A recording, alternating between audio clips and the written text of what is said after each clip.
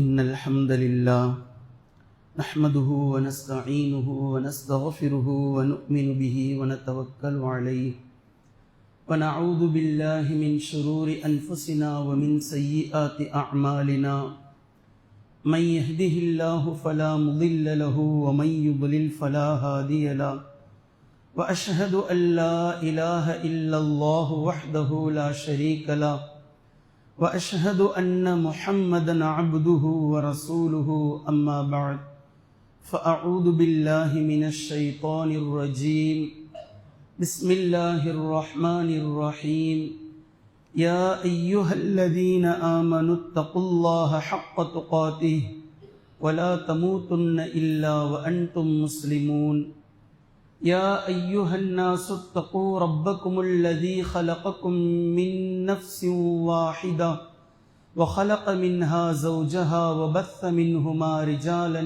كثيرا ونساء واتقوا الله الذي تساءلون به والأرحام إن الله كان عليكم رقيبا يا أيها الذين آمنوا اتقوا الله وقولوا قولا سديدا يصلح لكم أعمالكم ويغفر لكم ذنوبكم ومن يطع الله ورسوله فقد فاز فوزا عظيما فإن أصدق الحديث كتاب الله وخير الهدي هدي محمد صلى الله عليه وسلم وشر الأمور محدثاتها وكل محدثة بدعة وكل بدعة ضلالة وكل ضلالة في النار. அருளன்பு பண்பின் அளவற்ற உந்தன் திருநாமம் போற்றி துவங்குகின்றேன். அல்லாஹ் சாந்தியும் சமாதானமும் நபி ஸல்லல்லாஹு அலைஹி வஸல்லம் அவர்களின் மீதும் அவர்களுடைய குடும்பத்தார்களின் மீதும் அவர்களின் அடிச்சுவற்றை அடிப்பெறலாது அப்படியே பின்பற்றிய உத்தம சத்திய சஹாபாக்கள், தாபிஈன்கள், தபஉத் தாபிஈன்கள், ஷுஹதாக்கள், சித்தீகீன்கள், சாலிஹீன்கள், குறிப்பாக இம்மஜ்லிஸிலே கூடியிருக்கும் நம் அனைவர்களின் மீதும் இந்த பயானை கேட்கக்கூடிய அத்தனை நபர்களின் மீதும் குறையாது நிலவட்டுமாக. கண்ணியத்திற்குரிய அல்லாஹ்வின் அடியார்களே, அல்லாஹ் ஜல்லஷானுஹு தஆலா இந்த உலகம் உங்களுக்கு நிரந்தரமானது இல்லை, மறுமைதான் உங்களுடைய நிலையான உலகம், மறுமைதான் உங்களுடைய லட்சியமாக இருக்க வேண்டும், மறுமைதான் உங்களுடைய குறிக்கோளாக இருக்க வேண்டும் என்று குர்ஆன் ஷரீஃபிலே திரும்ப திரும்ப நமக்கு பாடம் புகட்டி கொண்டே இருக்கின்றான். அந்த அடிப்படையில் கிறித்துவ ஆண்டின் கிறித்துவ மாதத்தின் ஆக இறுதியில் நாம் இருக்கிறோம். உலகத்தில் வாழக்கூடிய ஒவ்வொரு நபர்களும் ஒவ்வொரு மாதிரியாக இந்த வருடம் முடிய போகின்றது, அடுத்த வருடம் துவங்கப் போகின்றது என்ற ஒரு பேரானந்தத்தில், ஏன் ஆனந்தம் என்று இதுவரைக்கும் நமக்கு தெரியல. விவரம் புரிந்தது முதல் இதில் எதற்காக ஆனந்தம் என்று நமக்கு இதுவரைக்கும் புரியல, யோசிச்சு பார்த்தா. ஆனால் அதில் ஒரு பேரானந்தத்தோடு இளைஞர்கள் முதல் யுவதிகள் முதல் வயதானவர்கள் வரைக்கும் கிழவிகள் வரைக்கும் இந்த விஷயத்தை பற்றி, இந்த செய்திகளை பற்றி பார்ப்பதில் நாம் பார்க்கிறோம். கண்ணியத்திற்குரிய அல்லாஹ்வின் அடியார்களே, அல்லாஹ்வை அளவுக்கு அதிகமாக கோபப்படுத்தக்கூடிய ஒரு தினம் என்று இருக்கும் என்றால் அது இந்த டிசம்பர் 31ஆம் தேதியினுடைய இரவுதான். இளைஞர்களுடைய விஷயங்களை நீங்கள் எடுத்து செய்திகளை படித்து பார்ப்பீர்களே, ஆனால் எதற்காக கொண்டாடுகிறார்கள், ஏன் கொண்டாடுகிறார்கள் என்றே தெரியவில்லை. ஆனால் அவர்களுடைய கொண்டாட்டத்தினுடைய சொல்லப்படக்கூடிய கூற்றும் கருத்தும், ஒரு வருடம் முடிகின்றது, இன்னொரு வருடம் தொடங்குகின்றது. இந்த இரண்டிற்கும் இடையில் இருக்கக்கூடிய அந்த நேரம் கொண்டாட்டத்தில் கழிப்பதென்பது சோசியலிசம். அது ஒரு யதார்த்தம், அது ஒரு உலக வரலாறாக இன்று மாறிவிட்டது. டிசம்பர் 31ஆம் தேதி இரவில் தொடங்கி அந்த கடைசி 10 மணியிலிருந்து அதனுடைய வீரியம் பெற்று புயல் வர மாதிரி இருக்கு. இன்னும் கொஞ்ச நேரம் தான், இன்னும் கொஞ்ச நேரம் தான், கடக்க போகுது. 12 மணி வந்ததுமே அப்படியே ஒரு கூப்பாடும் கத்தும், அதில் ஒரு குழப்பமும், கேட்க வெட்டி கொண்டாடி மூஞ்சில் அப்பி தூக்கி வீசி பாதிய ஒட்டுமொத்த சின்ன பின்னங்களும் அநியாயங்களும் அனாச்சாரங்களும் செய்து முடிச்சு காலையில ஃபஜ்ருக்கு முன்னாடி படுத்தார்கள் என்றால் இந்த இளைஞர்கள் அத்தோட அப்படி எந்திரிப்பாங்க குஹரை தாண்டி.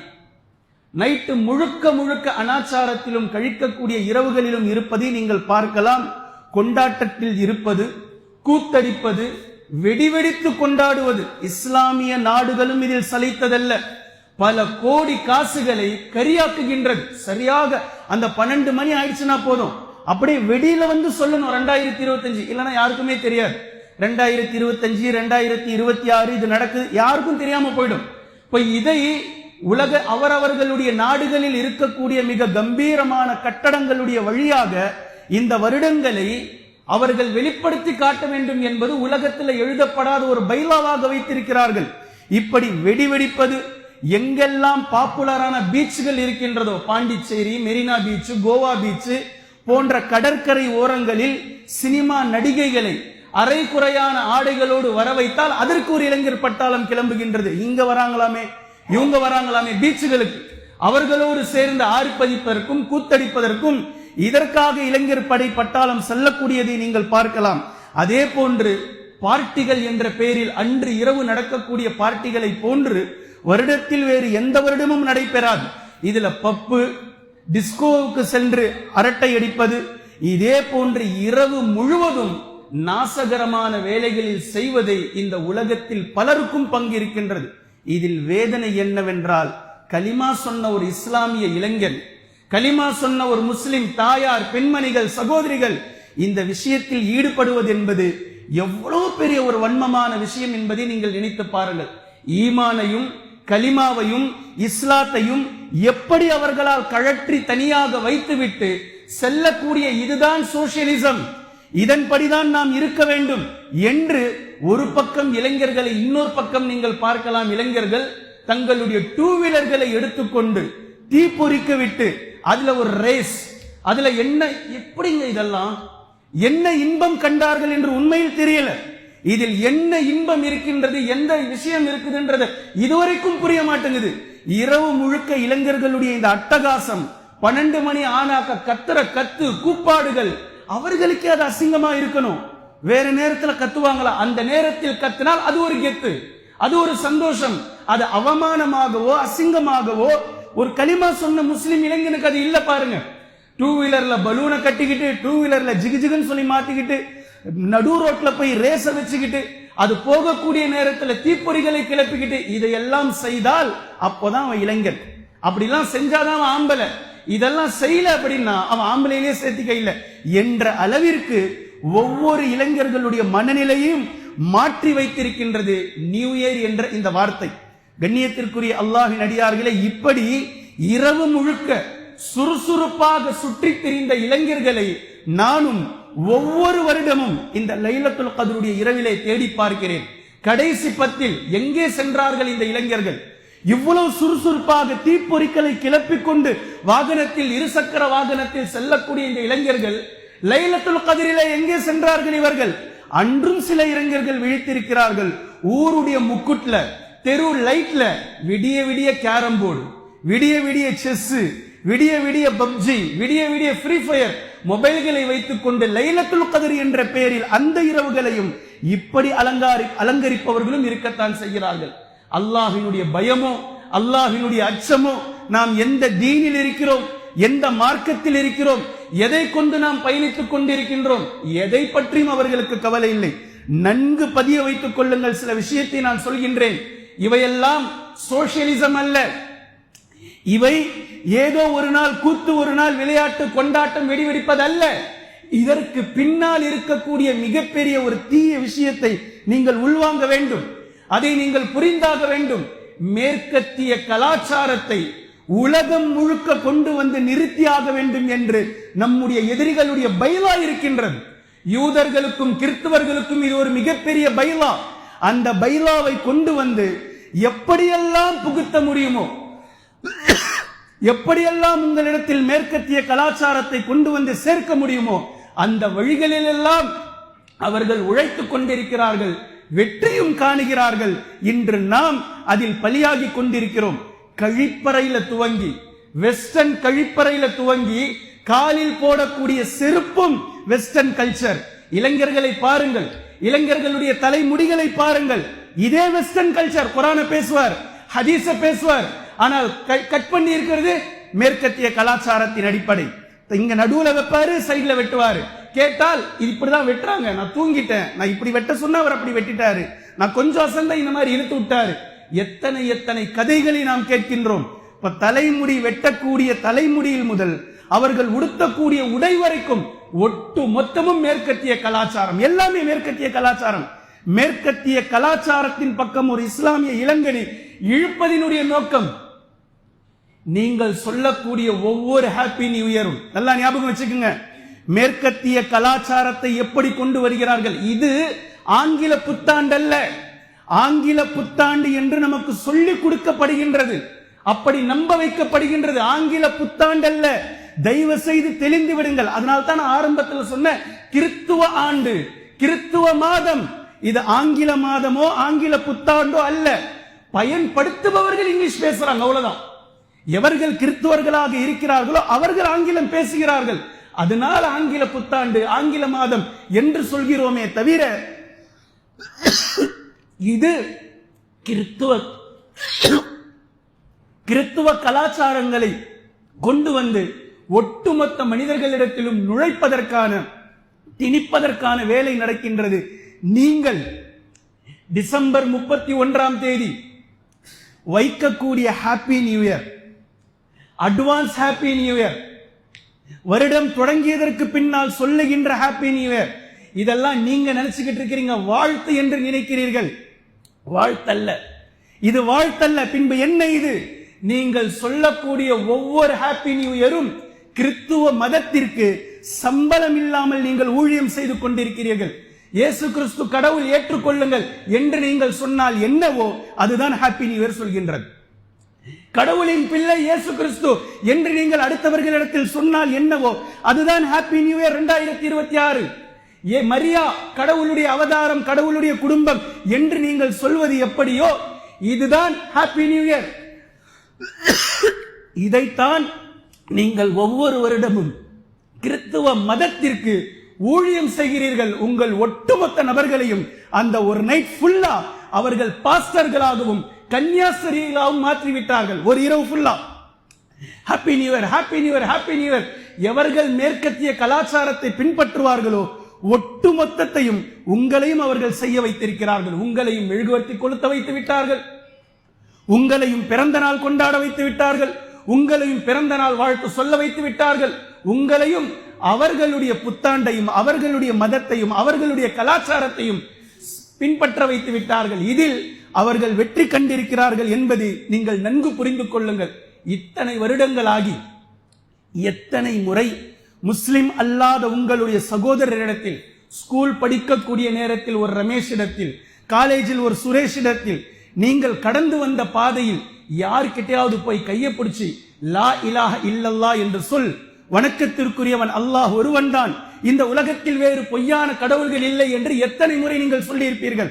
ஆனால் வருடா வருடம் நாள் தவறாமல் ஹாப்பி நியூ இயர் என்று சொல்லி லா இலாஹ இல்லல்லா என்பது இஸ்லாத்தினுடைய கோட்பாடு எப்படியோ இதே மேற்கத்திய கலாச்சாரத்தை கோட்பாட்டை அவர்களுக்காக நீங்கள் சம்பளம் வாங்காத ஒரு வேலைக்காரராக கிறித்துவ மதத்தை ப்ரமோட் செய்து கொண்டிருக்கிறீர்கள் என்பதை நன்கு மனதில் பதிய வைத்துக் கொள்ளுங்கள். இதுதான் நடைபெற்றுக் கொண்டிருக்கின்றது. கண்ணியத்திற்குரிய அல்லாஹ்வின் அடியார்களே, இந்த இடத்தில் நாம் உள்வாங்க வேண்டிய விஷயம் என்னவென்றால், நிலையில்லா முடிவுகள் 2025 மட்டும் முடியாது, 2024 முடிந்தது, 2023 முடிந்தது, 2022 முடிந்தது, 2021 முடிந்தது.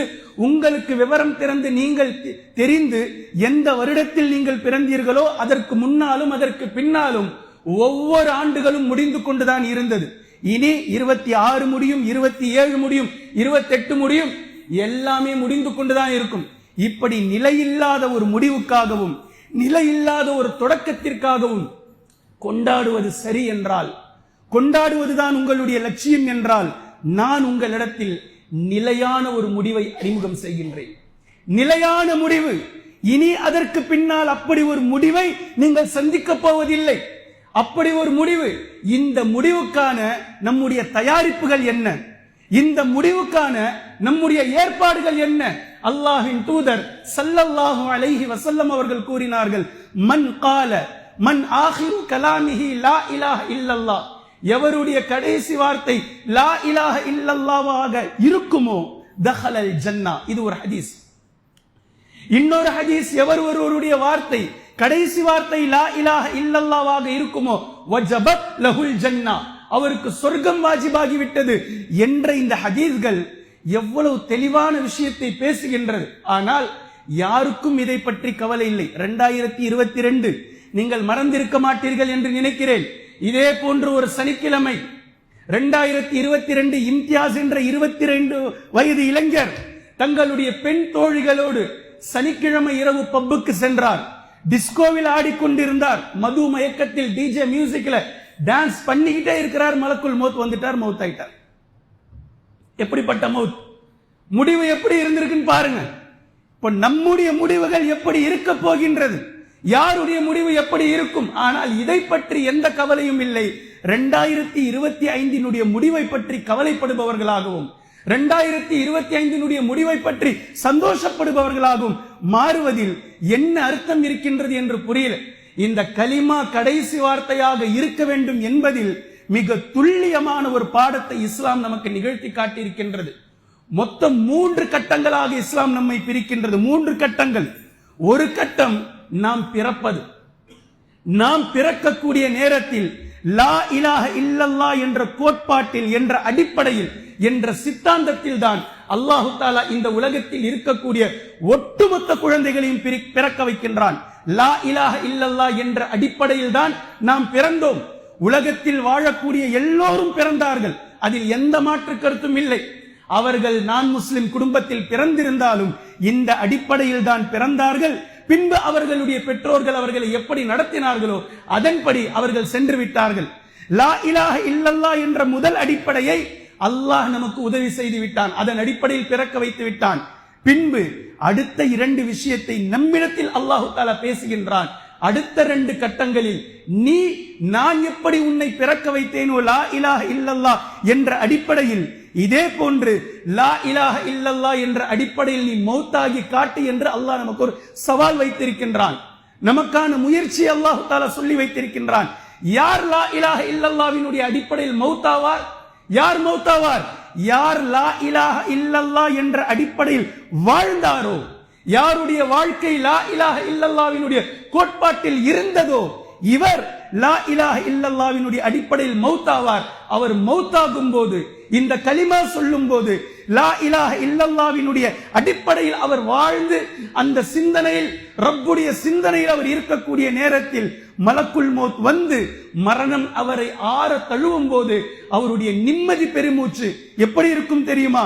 யா அல்லாஹ், நீ என்னை லா இலாஹ இல்லல்லாஹ் என்ற கலிமாவில் பிறக்க வைத்தாய். லா இலாஹ இல்லல்லாஹ் என்ற கலிமாவில் நான் வாழ்வதற்கு எனக்கு உதவி செய்தாய். இதோ உன்னிடத்தில் வருவதற்கான நேரம் வந்துவிட்டது.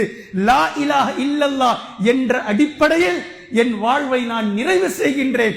என்னை நீ பொருந்திக்கொள், என்னை நீ ஏற்றுக்கொள், என் பாவங்களை மன்னி என்ற அடிப்படையில் யாருடைய கடைசி தினம், கடைசி நேரம், கடைசி நொடி முடிகின்றதோ, இதைத்தான் நபி ஸல்லல்லாஹு அலைஹி வஸல்லம் அவர்கள் இப்படி சொல்லி காட்டுகின்றார்கள். லா இலாஹ இல்லல்லாஹ் என்ற கலிமாவின் வார்த்தை கடைசியாக யாருடையது முடியுமோ அவருக்கு சொர்க்கம் இருக்கின்றது, அவருக்கு சொர்க்கம் வாஜிபாகிவிட்டது என்ற இந்த வார்த்தை, இந்த விஷயம் இதைத்தான் குறிக்கின்றது என்பதை நினைத்துக் கொள்ளுங்கள். கண்ணியத்திற்குரிய அல்லாஹ்வின் அடியார்களே, கொண்டாட்டத்தில் ஈடுபடக்கூடிய மக்களுக்கு சில விஷயங்களை நான் வரலாற்று ரீதியாக நினைவுபடுத்துகின்றேன். சில விஷயங்கள் வரலாற்று ரீதியாக நாம் நினைவில் வைக்க வேண்டும். அநேக மக்கள் டிசம்பர் மாதம் முடிவு முடிஞ்சு போகுது, இன்னும் கொஞ்ச நாள்ல நியூ இயர் என்ற சந்தோஷம். இந்த உலகம் கண்ட பேரழிவுகளில் டிசம்பர் மாதத்தில் அநேக அழிவுகளை இந்த உலகம் கண்டிருக்கின்றது. வரலாற்று ரீதியாக நீங்கள் எடுத்து பார்ப்பீர்களேயானால் 1984 போபால் விஷவாயு இன்றும் யாரும் மறக்கவில்லை. இது டிசம்பர் 2 மற்றும் 3 தான் நடந்தது. கிட்டத்தட்ட 20,000-க்கும் மேற்பட்ட நபர்கள் இறந்து போனார்கள். அதே போன்று ஸ்பெடாக் இந்த நிலநடுக்கம் அர்மேனியா என்ற நாட்டில் 1988 நடந்த இந்த மிகப்பெரிய நிலநடுக்கம் கிட்டத்தட்ட 25,000 நபர்களுக்கு மேல் அதில் இறந்து போனார்கள். இது டிசம்பர் 7 நடந்தது. இதே போன்று கனடாவினுடைய ஹாலிபாக்ஸ் என்ற அந்த கிராமத்தில் ஒரு மிகப்பெரிய ஒரு பேர் வெடிப்பு வெடித்தது. இதில் 1917 நடந்தது. கிட்டத்தட்ட 2000க்கும் மேற்பட்ட நபர்கள் இறந்து போனார்கள். இது டிசம்பர் 6 நடந்தது. அதே போன்று 1947 டெக்சாஸ் சிட்டி அப்படின்ற அந்த ஊர்ல ஒரு மிகப்பெரிய ஒரு பேர் வெடிப்பு வெடித்தது. இதிலும் கிட்டத்தட்ட 700-800 நபர்கள் இறந்து போனார்கள். இது டிசம்பர் 16 நடந்தது. இதே போன்று அன்டீஸ் என்று சொல்லக்கூடிய ஒரு விமான விபத்து, மிகப்பெரிய விமான விபத்து 1972 சென்று கொண்டே இருக்கக்கூடிய நேரத்தில் மக்கள் வாழாத ஒரு பனி பிரதேசத்தினுடைய மலையில் விழுந்து நொறுங்கியது. மக்கள் பலர் அதில் உயிர் தப்பித்தார்கள். ஆனால் மலையை விட்டு எங்கே செல்வது, எப்படி செல்வது என்று தெரியாமல், கடும் குளிரால், சாப்பிடுவதற்கு உணவில்லாமல், கொண்டு சென்ற உணவுகள் தீர்ந்து போன போது மனிதர்களே கொன்ற அவலம் அந்த மலை உச்சியின் மீது பனியில் 1972 நடந்ததை வரலாறு பதிவு செய்திருக்கிறது. இது டிசம்பர் 13 நடந்தது. 1999 லோதாருடைய மிகப்பெரிய புயல் ஐரோப்பாவினுடைய கண்டத்தை தாக்கி முடித்தது. இது டிசம்பர் 26 நடந்தது. 200க்கும் மேற்பட்ட மக்களை வாரி தூக்கி சென்றது இந்த புயல். இதே போன்று டிசம்பருடைய முதல் வாரத்தில் 2010 நாம் மறந்திருக்க மாட்டோம், பாகிஸ்தானுடைய மிகப்பெரிய வெள்ளம் கிட்டத்தட்ட 2000க்கும் மேற்பட்ட மக்களை வாரி சுருட்டி எடுத்துக்கொண்டு சென்றது.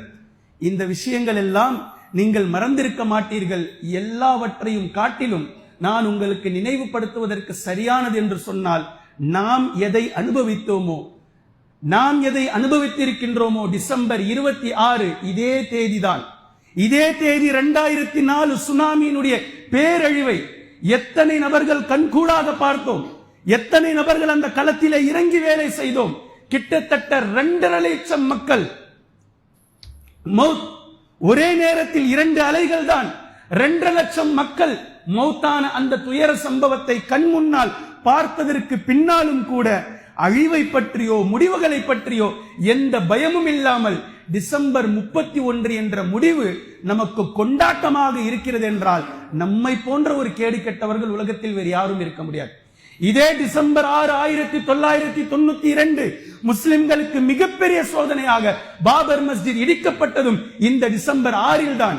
கண்ணியத்திற்குரிய அல்லாஹ்வின் அடியார்களே, இப்படிப்பட்ட அநியாயங்களும் அலிச்சாட்டியங்களும் செய்யக்கூடிய மக்களுக்காக சூரத்துல் அஅராஃபில் அல்லாஹ் தஆலா 4 வசனங்களில் பேசுறான். சூரத்துல் அஅராஃபினுடைய இந்த 4 வசனங்களை எழுதி வைத்து மனனம் செய்து கொள்ளுங்கள். அல்லாஹ் தஆலா நேரடியாக பேசுகின்றான். டிசம்பர் 31 தேதி ஹாப்பி நியூ இயர் அனுப்புவதற்கு முன்னாலும், உங்களுடைய பைக் எடுத்துக்கொண்டு பைக் ரேஸுக்கோ பைக் ரைடுக்கோ செல்வதற்கு முன்னால், பலூன்களை பறக்க விடுவதற்கு முன்னால், மெசேஜ்களை ஃபார்வர்டு செய்வதற்கு முன்னால், ஸ்டேட்டஸ் வைப்பதற்கு முன்னால், இதுவெல்லாம் உங்களுக்கு கொண்டாட்டம் என்றால் அல்லாஹ் தஆலா பேசக்கூடிய இந்த 96வது வசனத்திலிருந்து நீங்கள் எடுத்து படித்து பாருங்கள். அல்லாஹ் தஆலா பேசுகின்றான். ஒரு கிராம மக்கள் வரம்பு மீறி அலிச்சாட்டியம் செய்தார்கள். இவர்களை பார்த்து அல்லாஹ் பேசுகின்றான். வலவ் அன்ன அஹ்லல் குரா ஆமனூ வத்தகௌ, இவர்கள் நம்பிக்கை கொண்டு அல்லாஹ்வை அஞ்சி நல்வழியில் வந்திருந்தால், இந்த கிராம மக்கள் நம்பிக்கை கொண்டு நல்வழியில் வந்திருந்தால், லஃபதஹ்னா அலைஹிம் பரகாத்தின் மினஸ் ஸமாஇ வல் அர்த், வானம் மற்றும் பூமியினுடைய ஒட்டுமொத்த பரக்கத்துடைய கதவுகளையும் நாம் திறந்து வைத்திருப்போம். அல்லாஹ் பேசுறான். ஈமான் கொண்டு தக்வாவோடு நீங்கள் திரும்பி இருந்தால் வானம் மற்றும் பூமியினுடைய ஒட்டுமொத்தமான பரக்கத்துடைய கதவுகளையும் நாம் திறந்து வைத்திருப்போம். இன்றும் அல்லாஹ் தஆலா அடைச்சு வைக்கல. யாருடைய ஈமான், யாருடைய தக்வா அல்லாஹ்விடத்தில் உயர்ந்ததாக இருக்கிறதோ அவர்களுக்காக அல்லாஹ் தஆலா திறக்கவே செய்கின்றான். நாம் திறந்து வைத்திருப்போம். ஆனால் வலாக்கின் கذبு, பட் அவங்க ஈமான் கொள்ளல, அவர்கள் தக்வாவின் அடிப்படையில் வரல. வலாக்கின் கذبு, அவர்கள் நபிமார்களையும் நம்முடைய வேதங்களையும் அல்லாஹ்வையும் பொய்ப்பிப்பவர்களாக இருந்தார்கள். 31 தேதி அநியாயமும் அலிச்சாட்டியமும் செய்பவர்களாக இருந்தார்கள். முஸ்லிம்கள் தங்களுடைய மார்க்கம் எது, மற்ற கலாச்சாரம் எதுவென்றே தெரியாமல் கலப்பவர்களாக இருந்தார்கள். அதில் சென்று அது ஒரு பேரானந்தம் என்று சொல்லக்கூடியவர்களாக இருந்தார்கள்.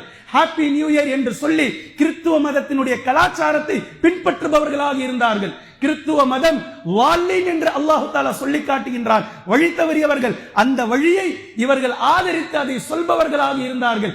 இப்படி இருந்ததினால் ஃபஅഖத்னாஹும் பிமா கானூ யக்ஸிபூன். இவர்கள் செய்து கொண்டிருந்த இந்த அநியாயத்தினால் மிகப்பெரிய ஒரு பேரிடியை கொண்டு அவர்களை நாம் பிடித்தோம், ஒட்டுமொத்தமா நாசமாக்கிட்டோம், அழிச்சு முடிச்சிட்டோம். இப்ப அல்லாஹு தஆலா பேசுறான், உங்களுடைய மௌத் பகல்ல தான் வரும், இரவுல தான் வரும். ஏதாவது இருக்கா சான்று? அல்லாஹ் கேட்கிறான், அஃப அமீன அஹ்லுல் குரா ஐ யஅதியஹும் பஅஸுனா பயாத்தன் வஹும் நாயிமூன். இரவிலே அவர்கள் தூங்கிக் கொண்டிருக்கும் போது அவர்களை நம்முடைய மரணம் வந்து அடையாது என்று அவர்கள் எண்ணிக்கொண்டிருக்கிறார்களா? அவர்கள் அச்சமற்று இருக்கிறார்களா? நைட்ல தூங்குறாங்க, தூங்கினா காலையில எந்திரிச்சிருவேன், நான் மௌத்தாக மாட்டேன் அப்படின்னு சொல்லி அவர்கள் நினைத்துக் கொண்டிருக்கிறார்களா? அவ அமீன அஹ்லுல் குரா ஐ யஅதியஹும் பஅஸுனா வஹும் யலஅபூன். அல்லது பகல் நேரங்களிலே அவர்கள் விளையாடி கொண்டிருக்கும் நேரத்தில் அவர்களுக்கு மௌத்து வராது என்று அவர்கள் நினைத்துக் கொண்டிருக்கிறார்களா? கர்நாடகாவினுடைய ஒரு சூப்பர் ஸ்டார் 5 வருடங்களுக்கு முன்னாடி ஜிம்ல தான் இருந்தார். ஜிம்ல தண்டால் போட்டுட்டு ரெஸ்ட்ல உட்கார்ந்துட்டு இருந்தார், மலக்குல் மௌத் வந்துட்டார். இப்ப மனிதர்களுடைய ஆச்சரியம், வயசு சின்ன வயசு, உடம்ப ஃபிட்டா வச்சிட்டு இருக்கிறாரு, மிகப்பெரிய டான்சரு, பல நல்ல காரியங்களை செய்து கொண்டிருப்பவர். அவருடைய மௌத் வந்தது ஜிம்ல, ஃபிட்னஸ் பாடி. இதெல்லாம் மலக்குல் மௌத்துக்கு தேவையில்லை. நீங்க அர்னால்டாக இருந்தாலும், நீங்கள் புரூஸ்லியாக இருந்தாலும், நீங்கள் ஜெட்லியோ இல்ல ஜாக்கி சானோ, மரணம் என்று வரும்போது மலக்குல் மௌத் கிட்ட ஃபைட் பண்ணுவீங்களா? என்ன செய்வீர்கள்? குங்ஃபு எடுத்து காமிப்பீங்களா? உங்களுடைய விஷயம்தான் என்ன? மௌத் வரும். இரவு நேரத்தில் உறங்கிக் கொண்டிருந்தாலும் வரும், பகல் நேரத்தில் நீங்கள் விளையாடி கொண்டிருக்கும் போதும் வரும் என்று சொல்லிட்டு அல்லாஹு தஆலா பேசுறான். அஃப அமீனு மக்கரல்லாஹ்.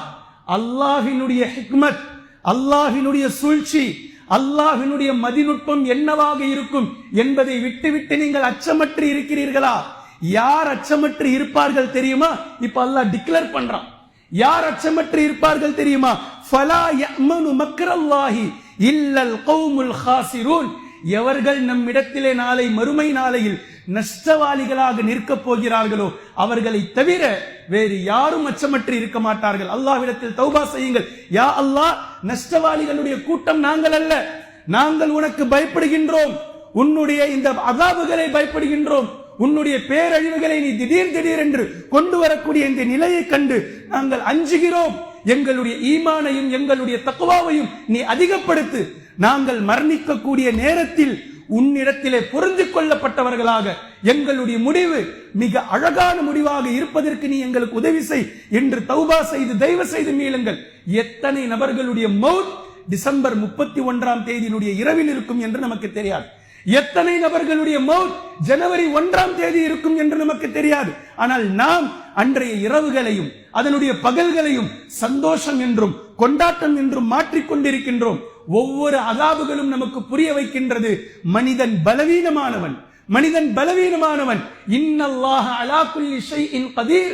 அல்லாஹ் ஒருவன் தான் அத்தனை பொருட்களின் மீதும் வஸ்துக்களின் மீதும் ஆற்றல் பெற்றவன் என்பதை ஒவ்வொரு பேரழிவுகளும், ஒவ்வொரு நிலநடுக்கமும், ஒவ்வொரு சுனாமியும், ஒவ்வொரு நிலச்சரிவுகளும் அல்லாஹ்வினுடைய பலத்தையும் அல்லாஹ்வை பற்றிய சிந்தனை நமக்கு தூண்டினாலும் நம்முடைய நிலைப்பாடுகள் நம்மிடம் இருந்து மாறியதாக இல்லை. அதே போன்று ஒவ்வொரு பேரழிவுகளும் தண்டனை மட்டுமல்ல, இது ஒரு கடுமையான எச்சரிக்கை. இறந்து போனவர்களுக்கு அது தண்டனை. அதே பேரழிவில் சிக்கிக் கொள்ளாமல் அல்லாஹ் தஆலா யாரை வேறு ஊர்களில் படைத்து காப்பாற்றினானோ இவர்களுக்கு எச்சரிக்கை. அந்த பகுதியில் வந்த நிலச்சரிவு இந்த பகுதியில் வராது என்பதற்கு எந்த உத்தரவாதமும் இல்லை. அந்த பகுதியில் வந்த நிலநடுக்கம் இந்த பகுதியில் வராது என்பதற்கு எந்த உத்தரவாதமும் இல்லை. இறந்து போனவர்களுக்கு தண்டனை, உயிரோடு இருப்பவர்களுக்கு மிகப்பெரிய எச்சரிக்கை. எத்தனை மௌத்துகளை குளிப்பாட்டுவதை பார்க்கிறோம், எத்தனை மரணங்களை கஃனிடுகின்றோம், எத்தனை கபர்களை குழிகளிலே இறக்குகின்றோம், பார்க்கிறோம், பேசுகின்றோம். ஆனால் அதற்கான மாற்றங்களோ நம்மிடத்தில் நிச்சயமாக இல்லை. இது போன்ற விஷயங்களில் இளைஞர்கள் மிக கவனமாக இருக்க வேண்டும் என்பதை நினைத்துக் கொள்ளுங்கள். அதே போன்று ஒரு சமூகம் பாவத்தின் பக்கம் செல்கிறது என்றால் இதை நாம் தடுத்து நிறுத்தியாக வேண்டும். சமூகத்தினுடைய பாவங்கள் ஒரு சமூகத்தை அழிப்பதற்கு போதுமானதாகும். சமூகமாக, ஒட்டுமொத்தமாக உலகமே, ஊரே, ஒரு மாவட்டமே, மாநிலமே சேர்ந்து செய்யக்கூடிய பாவமும் வரக்கூடிய அதாபும் இப்படித்தான் அல்லாஹு தஆலா அனுப்புவான். ஒரு சமூகத்தையே அல்லாஹு தஆலா அழித்து விடுவான். இதே போன்று மரணம் அல்லாஹ்விடத்தில் தேதியை கேட்டு காத்து கொண்டிருக்கின்றது. அல்லாஹ் விளங்குங்க, மௌத் ஒவ்வொரு நாளும் யார் யாருடைய மரணம் என்று அல்லாஹ்விடத்தில் அவன் சொல்லக்கூடிய தேதிக்காக காத்துக் கொண்டிருக்கின்றது. மலக்குல் மௌத் ரெடியா இருக்கிறார். இரவில் தூங்கியவர்கள் நினைச்சு பார்க்கல நிலச்சரிவுக்குள் செல்வோம் என்று.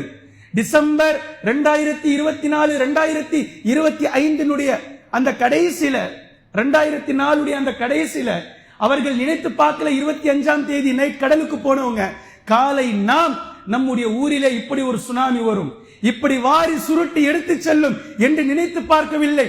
மரணம் எங்கு இருக்கின்றது என்று தெரியாது என்பதினால் தான் அல்லாஹ்வின் தூதர் ஸல்லல்லாஹு அலைஹி வஸல்லம் அவர்கள் கூறினார்கள், செருப்பு வாரை விட நெருக்கமாக இருக்கின்றது. உங்களுடைய மௌத் உங்களுடைய செருப்பு வாரை விட உங்களுக்கு நெருக்கமாக இருக்கின்றது என்பதை கூறி காட்டினார்கள். இந்த மரண நேரம் நமக்கு சரியானதாக இருக்க வேண்டும் என்று நினைத்தால் அமல்களை கொண்டும் அல்லாஹ்விடத்தில் ஈமானை கொண்டும் அளவுக்கு அதிகமாக நெருங்க துவங்கி விடுங்கள். நம்மளுடைய கடைசி நேரம் சரியானதாக இருக்க வேண்டும். இதை பற்றி நபி ஸல்லல்லாஹு அலைஹி வஸல்லம் அவர்கள் அளவுக்கு அதிகமான எச்சரிக்கை செய்திருக்கிறார்கள். உங்களுடைய கடைசி நேரத்தை அழகாக்கிக் கொள்ளுங்கள். இந்த வாய்ப்பும் இந்த சந்தர்ப்பமும் அல்லாஹு தஆலா எல்லோருக்கும் தருவதில்லை. இந்த கடைசி நேரம் யாருடைய கடைசி நொடிகள், கடைசி நேரங்கள், முடிவுகள் இஸ்லாமிய அடிப்படையில் கழிந்திருக்கிறது என்று நீங்கள் எடுத்து ஒரு பட்டியலை பாருங்கள். யார் யாருடைய மௌத் அல்லாஹ்வை நினைத்த நிலையில், கலிமா சொன்ன நிலையில், தொழுது கொண்டிருந்த நிலையில், குர்ஆன் ஓதிக் கொண்டிருந்த நிலையில், அல்லாஹ்வினுடைய பாதைக்காக போராடி கொண்டிருந்த நிலையில் எத்தனை நபர்களுடைய மௌத் இப்படி நல்ல வழியில் கழிந்தது. எத்தனை நபர்களுடைய மௌத் மருத்துவமனைகளிலும் கோமாவில் இருக்கும் போதும் என்ன நடக்குதுன்னே தெரியாம போற வழியில் ஆம்புலன்ஸ்ல எத்தனை நபர்களுடைய மௌத். பலவாரியாக நாம் பார்த்து கொண்டிருக்கிறோம் மௌத்தை. ஷுஐப் அலைஹிஸ்ஸலாம் அவர்களுடைய சமூக மக்களிடத்திலே சொன்னார்கள், இன் உரீது இல்லல் இஸ்லாஹ் மஸ்ததாத், என்னால் இயன்றவரை உங்களுக்கு மத்தியில் சீர்திருத்துவதையே நான் விரும்புகின்றேன். ஒமா தௌஃபீகி இல்லா பில்லாஹ், நல்வாய்ப்பு என்பது எனக்கு அல்லாஹ் எனக்கு வழங்கினாலே தவிர இல்லை. அலைஹி தவக்கல்து வ இலைஹி உனீப், அவன் மீது நான் நம்பிக்கை கொள்கின்றேன், அவன் பக்கமே நான் மீளுகின்றேன் என்று ஷுஐப் அலைஹிஸ்ஸலாம் அவர்கள் சொன்ன வார்த்தையை அல்லாஹு தஆலா குர்ஆனில் பதிவு செய்கின்றான். மூசா அலைஹிஸ்ஸலாம் அவர்களுடைய மௌத், மலக்குல் மௌத் வந்தபோது நீண்ட நெடிய ஹதீஸை நீங்கள் அத்தனை நபர்களும் படித்திருப்பீர்கள். மரணம் வந்து தழுவும் நேரத்தில் மூசா அலைஹிஸ்ஸலாம் அவர்கள் அல்லாஹ்விடத்தில் ஆசையை வைக்கிறார்கள், யா அல்லாஹ், மஸ்ஜிதுல் அக்ஸா பலஸ்தீனுக்கு நான் சென்றதற்கு பின்னால் என்னுடைய மரணத்தை எனக்கு கொண்டு வா. பலஸ்தீனுக்கு வெளியே இருக்கிறாங்க. மலக்குல் மௌத் வந்து பேசும்போது, நான் பலஸ்தீனுக்குள்ளாக மஸ்ஜிதுல் அக்ஸாவை நோக்கி நின்ற நிலையில் என்னுடைய ரூஹை நீ எடு என்று சொல்லி அல்லாஹு தஆலா அவகாசம் அளிக்கின்றான். சென்று மஸ்ஜிதுல் அக்ஸாவிற்கு எதிரே நிற்கிறார்கள். உயிர் வாங்கப்படுகின்றது, ரூஹ் எடுக்கப்படுகின்றது. கடைசி நிலையை எவ்வளவு அழகாக அல்லாஹு தஆலா மாற்றி அமைக்கின்றான் என்று பாருங்கள். சுலைமான் அலைஹிஸ்ஸலாம் அவர்கள் மஸ்ஜிதுல் அக்ஸாவை கட்டிக் கொண்டிருக்கும் வேலையை வாங்கிக் கொண்டிருக்கும் பணியில் சுலைமான் அலைஹிஸ்ஸலாம் அவர்களை அல்லாஹு தஆலா நிற்க வைத்து அப்படியே ரூஹை எடுத்தான். ஜின்களுக்கும் ஷயாத்தீன்களுக்கும் மற்ற மனிதர்களுக்கும் சுலைமான் அலைஹிஸ்ஸலாம் அவர்கள் இறந்து விட்டாரா அல்லது உயிரோடு நிற்கிறாரா என்று தெரியாமல் வேலை பாட்டுக்கு வேலை நடக்குது. இறந்ததற்கு பின்பும் சுலைமான் அலைஹிஸ்ஸலாம் அவர்களை வைத்து அல்லாஹு தஆலா பலஸ்தீனுடைய பள்ளிவாசலுடைய வேலையை வாங்கினான். எவ்வளவு அழகான முடிவு என்பதை பாருங்கள். முடிந்ததற்கு பின்பும் அல்லாஹு தஆலா சுலைமான் அலைஹிஸ்ஸலாம் அவர்களுடைய உடலை வைத்து ஜின்களிடத்தில் ஷயாத்தீன்களிடத்தில் வேலை வாங்கி இருக்கிறான் என்று ஹதீஸ் பேசி காட்டுகின்றது. கண்ணியத்திற்குரிய அல்லாஹ்வின் அடியார்களே, யூசுப் அலைஹிஸ்ஸலாம் அவர்கள் கேட்ட துஆ சூரா யூசுஃபிலே அல்லாஹ் தஆலா பதிவு செய்கின்றான், வத்தவஃபனி முஸ்லிமா, யா அல்லாஹ் என்னை முஸ்லிமாக நீ மௌத்தாக்குவாயாக, வஅல்ஹிக்னி பிஸ்ஸாலிஹீன் என்னை நல்லவர்களோடு நீ சேர்த்து வைப்பாயாக. நல்லவர்களுடைய துஆவை அல்லாஹ் தஆலா சூரா ஆல் இம்ரானில் பதிவு செய்கின்றான், வத்தவஃபனா மஅல் அப்ரார், யா அல்லாஹ் நல்லவர்களோடு எங்களை மௌத்தாக்குவாயாக, எங்களை நீ மரணிக்க செய்வாயாக. எங்களுடைய மௌத் 10ஓடு 11ஆக இருக்கக்கூடாது.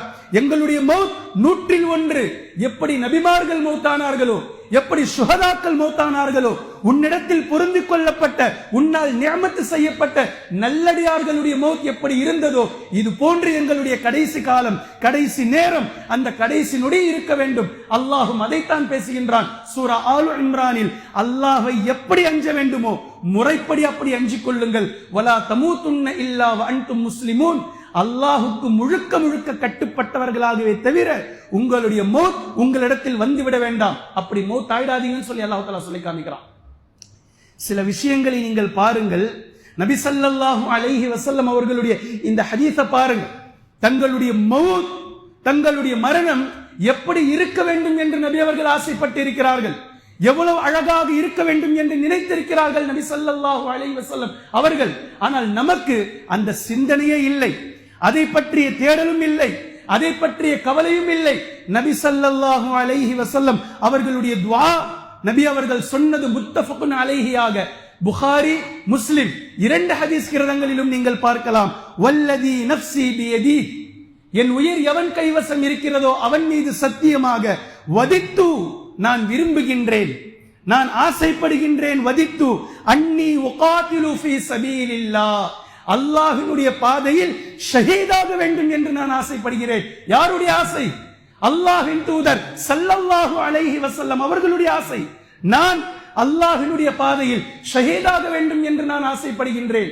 இன்று நாம கடைசி காலம் வரைக்கும் தொடை நடுங்கிகளாகவே இருந்து சாகின்றோம். ஐயோ பிரச்சனை, ஐயோ வேண்டாம், ஐயோ வேண்டாம். யாரை நீங்கள் நேசிக்கிறீர்களோ அந்த அல்லாஹ்வின் தூதர் ஸல்லல்லாஹு அலைஹி வஸல்லம் அவர்கள் வாளை ஏந்தி கொண்டு எதிரிகளுடைய படையிலே புகுந்து எதிரிகளுடைய வாளால் நான் வெட்டப்பட வேண்டும் என்று அல்லாஹ்விடத்தில் துஆ செய்திருக்கிறார்கள், ஆசைப்பட்டிருக்கிறார்கள். அல்லாஹ்வுடைய பாதையில் நான் ஷஹீதாக வேண்டும் என்று சொல்லிட்டு ஹதீஸ் முடியல, மீண்டும் சொல்றாங்க, நான் அல்லாஹ்வுடைய பாதையிலே போரிட்டு ஃபஉக்தல், நான் கொல்லப்பட வேண்டும், ஷஹீதாக்கப்பட வேண்டும். சும்ம அஹ்யா, பின்பு அல்லாஹ் எனக்கு மீண்டும் உயிர் கொடுத்து எழுப்ப வேண்டும். சும்ம உக்தல், மீண்டும் நான் ஷஹீதாக்கப்பட வேண்டும். சும்ம அஹ்யா, மீண்டும் அல்லாஹ் எனக்கு உயிர் கொடுத்து எழுப்பப்பட வேண்டும். சும்ம உக்தல், மீண்டும் நான் ஷஹீதாக்கப்பட வேண்டும்.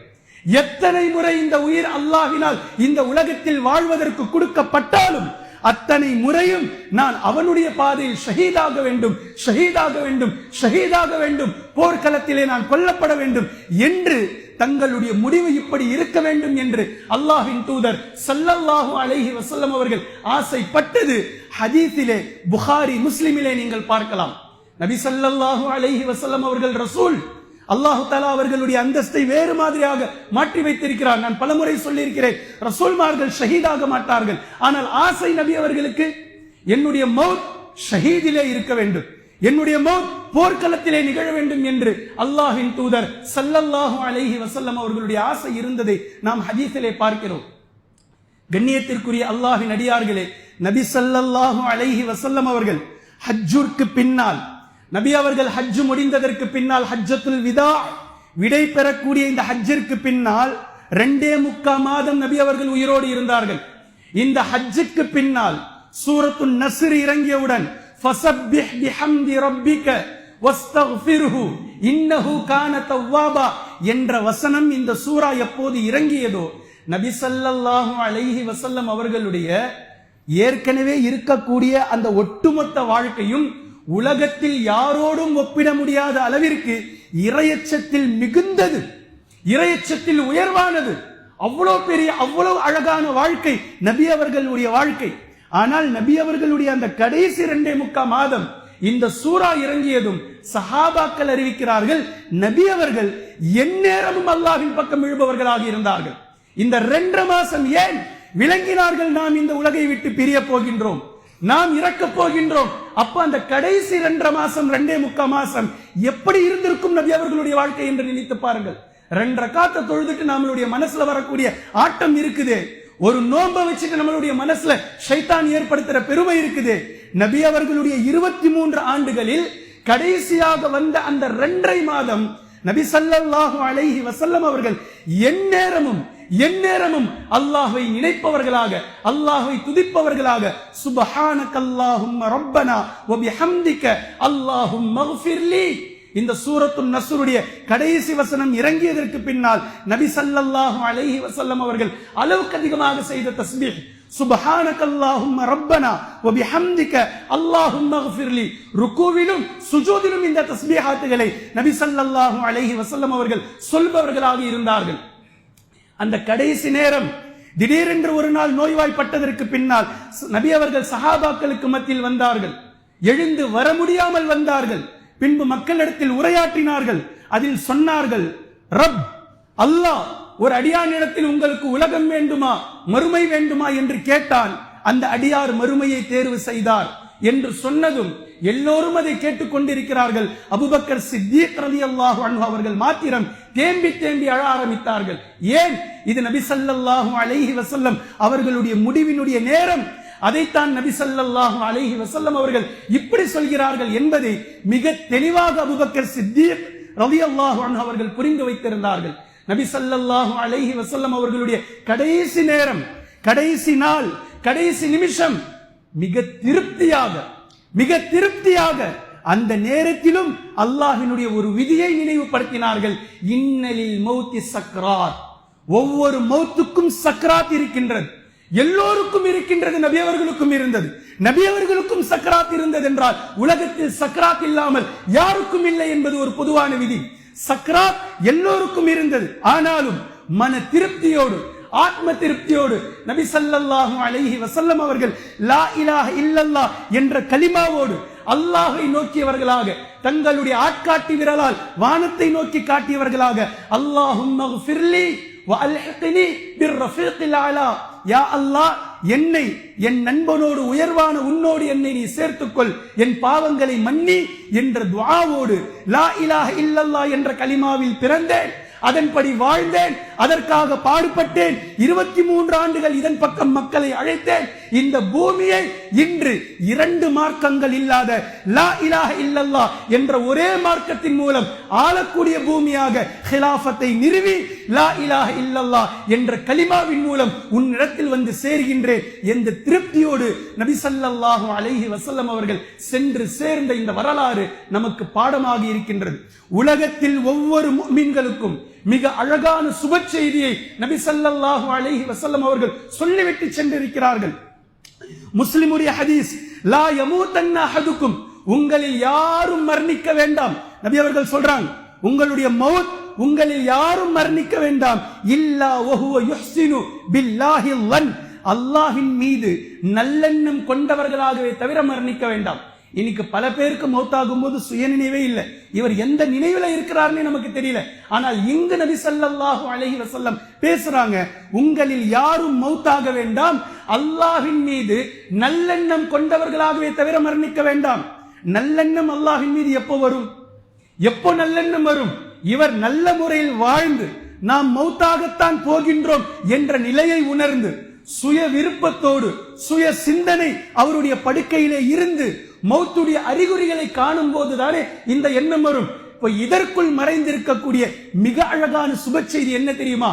இந்த நிலையை யார் அடைவார் என்றால், மரணிக்கக்கூடிய நேரத்தில் மௌத்து வரை யார் லா இலாஹ இல்லல்லாஹ் என்ற கலிமாவினுடைய அடிப்படையில் தன்னுடைய வாழ்க்கையை அமைத்தாரோ, தன் குடும்பத்தார்களுடைய வாழ்க்கையை அமைத்தாரோ, சமூக பொறுப்போடு லா இலாஹ இல்லல்லாஹ் என்ற கலிமாவுக்காக பாடுபட்டாரோ, இவருடைய கடைசி நேரம், இவருடைய மனம் நிம்மதியானதாக இருக்கும். யா அல்லாஹ், என்னுடைய மௌத் நிகழப் போகின்றது, என்னுடைய மௌத் நிகழப் போகின்றது. மனதிலே ஒரு திருப்தி. எதற்காக நாம் பாடுபட்டோமோ, எதற்காக நாம் நினைத்துக் கொண்டிருந்தோமோ, அந்த நாளினுடைய கடைசி நேரம் இதுதான் அந்த நாள். இனி அல்லாஹ்வை நாம் சந்திக்க இருக்கின்றோம் என்ற இந்த நிலையில் அவர் நிம்மதியோடு மரணிப்பார். ஒரு முஃமினுடைய உள்ளம் பதப்பதைப்பதாக கடைசியில் அல்லாஹ் விடமாட்டான். ஒரு முஃமினுடைய உள்ளத்தில் அல்லாஹு தஆலா கடைசியில் ஒரு நிம்மதியை தருவான்.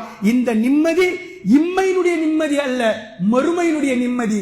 இந்த நிம்மதி,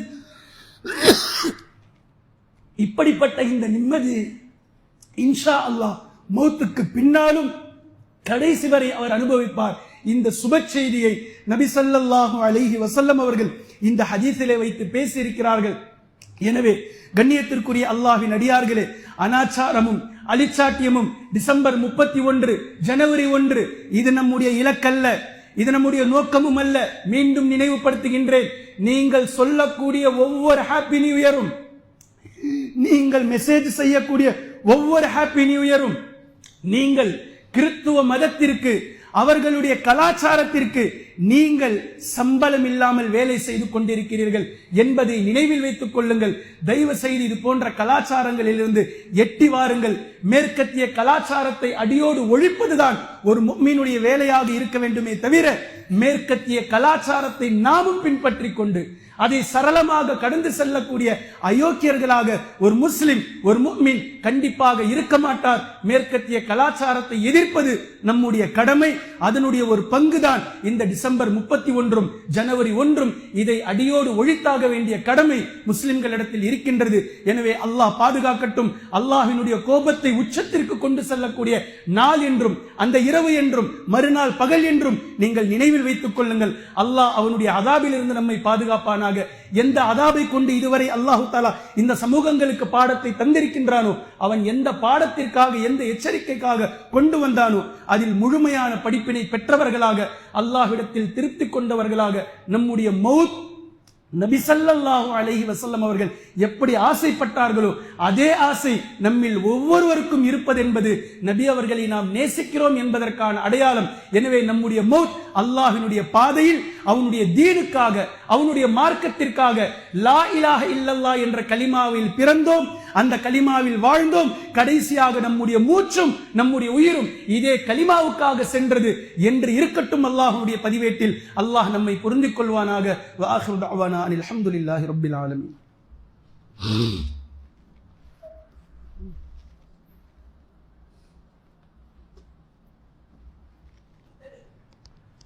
அல்ஹம்துலில்லாஹி ரப்பில் ஆலமீன்.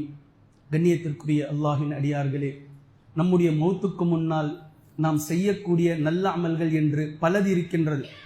இந்த பல நல்ல அமல்களில் சில அமல்களை நபி ஸல்லல்லாஹு அலைஹி வஸல்லம் அவர்கள் ஹைலைட் செய்து காட்டியிருக்கிறார்கள், கோடிட்டு காட்டியிருக்கிறார்கள். இந்த அமல்கள் மரணத்திற்கு பின்னால் இப்படி அவர்களுக்கான சாதகமாக இருக்கும். அதே போன்று யார் இந்த அமல்களில் கோட்டை விட்டார்களோ அது அவர்களுக்கு மௌத்துக்கு பின்னால் மிகப்பெரிய நெருக்கடியானதாக இருக்கும் என்று நபி ஸல்லல்லாஹு அலைஹி வஸல்லம் அவர்கள் ஹைலைட் செய்து கோடிட்டு காட்டிய அமல்களில் ஒன்றுதான் இந்த சதகா என்பது. பல நேரங்களில் சதகாவை பற்றி நாம் நினைவுறுத்தி கொண்டே இருக்கிறோம், அதை வலியுறுத்தி கொண்டே இருக்கிறோம், அதை பற்றி உங்களிடத்தில் சொல்கிறோம். சிலர் கூட என்னிடத்தில் சொன்னார்கள், நீங்கள் சதகாவை பற்றி அதிகமாக சொல்கிறீர்கள், சொல்லாதீர்கள், மக்கள் சலிப்படைகிறார்கள், மக்கள் வெறுப்படைகிறார்கள். நான் அவருக்கு பதில் சொன்னேன், பிரச்சனை இல்லை, சலிப்படையட்டும். அவர்கள் முஃமின் சலிப்படைய மாட்டார், ஒரு முஃமின் இதில் சலிப்படைய மாட்டார், வெறுப்படைகிறார். நான் எனக்காக பிச்சை கேட்கல. வலா யஹுல்லு அலா தாமில் மிஸ்கீன், ஒரு மிஸ்கீனுக்கு உணவு கொடுங்கள் என்று கெட்டவன் தூண்ட மாட்டான் என்று அல்லாஹு தஆலா சாடுகின்றான். இதற்காக நாளை மறுமை நாளில் ஒரு சாரார் இருப்பார்கள். ஏழை எளியவர்கள் இந்த பக்கம் பார்க்கிறார், இந்த பக்கம் செல்வந்தர்கள் இருப்பதை பார்க்கிறார். இவரையும் கண்டுக்கல, இவரையும் கண்டுக்கல. பணக்காரனை அழைத்து ஏழைகள் இருக்கிறாங்க, உன்னுடைய பசிக்கு போக மீதத்தை இவர்களுக்கு கொடு என்று சொல்லாதவனும் நாளை மறுமையில் நரகத்தில் இருப்பான். நான் அதிலிருந்து என்னை தற்காத்துக் கொள்ள விரும்புகின்றேன். எனவே ஏற்கனவே பள்ளிவாசலுடைய விஷயங்களில் உங்களுடைய இந்த வாரம் கொடுப்பதில் ஒரு கணக்கு போட்டு நான் கொடுத்திருக்கிறேன். நீங்கள் செய்யக்கூடிய ஒவ்வொரு சதகாவும் மீண்டும் மீண்டும் அல்லாஹு தஆலா அதை இரட்டிப்பாக்கி உங்களிடத்தில் கொடுத்து கொண்டேதான் இருப்பான். ஒமா அன்ஃபக்தும் மின் ஷைஇன் ஃபஹுவ யுக்லிஃபுஹு என்று குர்ஆன் பேசுகின்றது.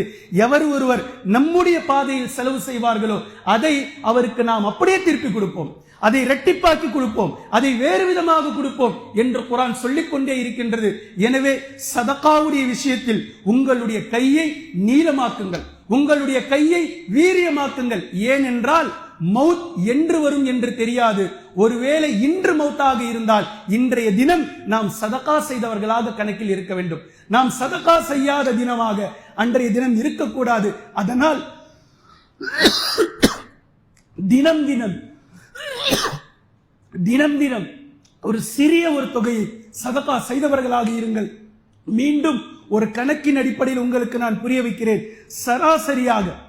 சராசரியாக ஒரு மனிதர் ஒரு நாளைக்கு 2 டீயாவது குடிக்கிறார். ஒரு டீயினுடைய விலை 10 ரூபாய், 2 டீ 20 ரூபாய். இந்த 20 ரூபாயை அவர் கணக்கு பார்க்கறது இல்லை.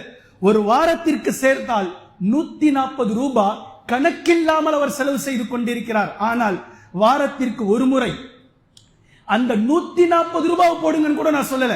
அந்த 140 ஒரு பாதியை எடுத்து அல்லாஹ்வுக்காக கொடுக்கலாமே. இந்த பள்ளிவாசலில் அமர்கின்றோம், ஃபேன் காத்த போடுறோம், வெளிச்சத்தை யூஸ் பண்றோம், பள்ளிவாசலில் அமர்கின்றோம், ராகத்தை அனுபவிக்கின்றோம். அல்லாஹ்வினுடைய பள்ளிக்காக எந்த பள்ளிக்கு சென்றாலும் அதற்கான ஒரு சதக்காவை உங்களுடைய கையை நீளமாக்குங்கள், வீரியப்படுத்துங்கள். சதக்கா பள்ளிக்காக மாத்திரம் நான் சொல்லவில்லை, எங்கெல்லாம் தேவை உடையவர்கள் இருக்கிறார்களோ ஒவ்வொரு நாளும் 24 மணி நேரத்திற்கு ஒரு முறை உங்களுடைய சதக்காவை கொண்டு உங்களுடைய வாழ்நாளை அழகாக்கி கொண்டே இருங்கள்.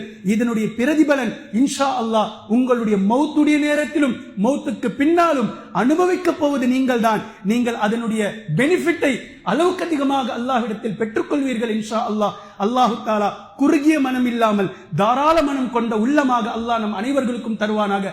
நம்மிடத்தில் எதை அல்லாஹ் தந்திருக்கின்றானோ அதிலிருந்து ஒரு பகுதியை எடுத்து சதகா செய்யக்கூடிய பாக்கியத்தையும், இந்த செல்வத்தை அல்லாஹு தாலா அவனுடைய மார்க்கத்திற்கு பயன்படுத்திக் கொள்ளக்கூடிய பாக்கியத்தை அல்லாஹ் நம்முடைய செல்வத்திலிருந்து உருவாக்குவானாக. வாஹிரு தஅவானா அனில் ஹம்துலில்லாஹி ரப்பில் ஆலமீன். أعوذ بالله من الشيطان الرجيم. بسم الله الرحمن الرحيم. إن الله يأمر بالعدل والإحسان وإيتاء ذي القربى وينهى عن الفحشاء والمنكر والبغي يعظكم لعلكم تذكرون. اذكروا الله يذكركم وادعوه يستجب لكم والله يعلم ما تصنعون.